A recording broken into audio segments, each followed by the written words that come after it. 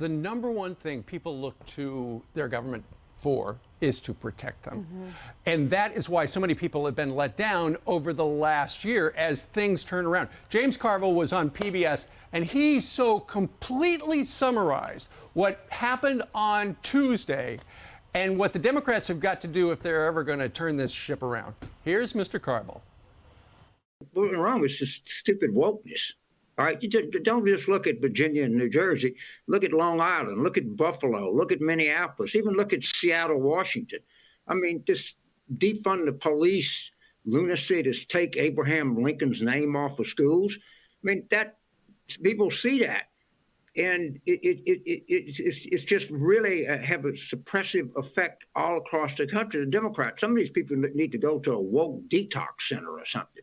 I mean, they're expressing the language that people just don't use, and there's a backlash and a frustration at that.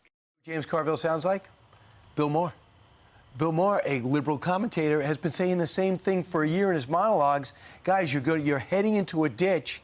They have no idea what you're doing. You're destroying the entertainment business, the political business. You're destroying your party. America is not with you.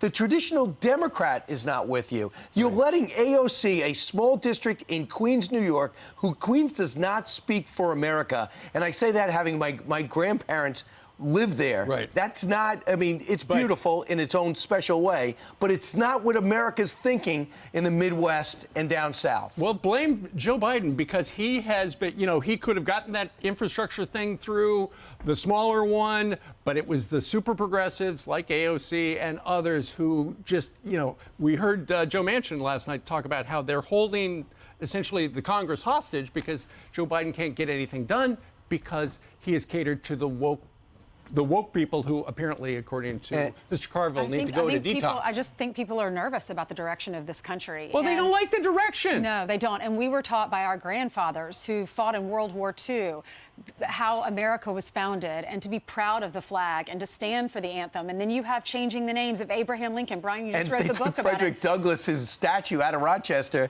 Exactly. Yeah. And we all have our sins of the past, but there's so many wonderful things that some of these leaders did. Right. And I think America's scared about the direction, and they're trying to fight back. My last point is Joe Manchin, who talked to Brett yesterday, is representing a whole bunch of Democrats who agree with what you just said.